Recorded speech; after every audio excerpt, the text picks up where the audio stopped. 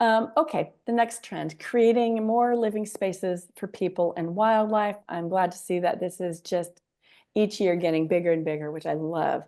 In this particular photo, this was in this area of the garden, the driveway strips, they can be called.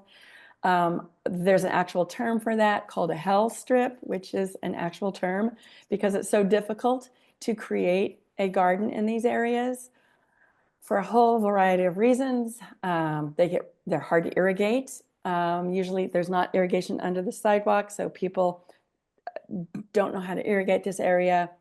They can get trampled by people on the sidewalk. Dogs go to the bathroom on them a lot. They get really hot reflective heat from the asphalt in the street and the sidewalk. The soil is often super compacted, especially in newer developments where a lot of the tractors have been building these areas, are just some of the reasons. So this is just one area. I just wanted to show another hell strip. This is by a designer in Southern California, Yvette Soler, and does beautiful work. And this isn't her own garden. This is her own hell strip. And she made it edible gardens there. And this was several years ago. And she said her edibles and her vegetables and herbs would get stolen all the time. But she didn't care because she figured she was helping somebody who wanted it. And it was beautiful and it's better than putting lawn. Here's an example. This is in a really hot area in kind of the central part of California that's very, very hot in a newer development. And up in the small photo, those are areas where people traditionally put lawn because they don't know what else to put. So they put lawn. And this person instead decided to put native grasses, which is wonderful. I love it. I think it looks beautiful too. But it's not just hell strips. New areas for wildlife are a lot of the rooftop gardens. This is a photo from Hamilton College. They had converted one of their flat roofs to this really beautiful rooftop garden. There's lots of examples of that. You can think about the High Line, for example, right, in New York. I just read this great article in the New York Times a couple weeks ago about cemeteries, a big movement about rewilding cemeteries.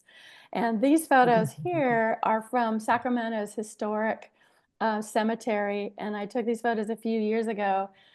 And I just love this because the Sacramento chapter of the Native Plant Society has really done an amazing job in rewilding this old historic cemetery with California natives, which are so neat. And a lot of colleges are rewilding a lot of their huge expansive lawn areas. And this is just one section of Loyola Marymount College. And this is a beautiful example of the Grinnell College in Iowa. They have a massive rewilding project and a great website too, where you can look at it, where they're using a lot of the natives in their campus. So there's a lot of areas and I just see it happening. I wish it happened faster, but it's happening at least, where previously unused lawns and areas like that are being thoughtfully designed, which is fantastic. Do you all have anything to add to that, Jim or Denise or anyone in the audience? No, for the audience if your neighborhood has a so-called hell strip, do you have it planted in a particular way or is it grass? What do you have there if that applies to you? Yeah, and I've done a lot of hell strips actually over the years, and a lot of times people just get so frustrated they just put those cobblestones, the like river rocks, which are not good because the poor people who park in the street and need to walk over to the sidewalk, I always call them ankle twisters because you can't really walk on them very easily.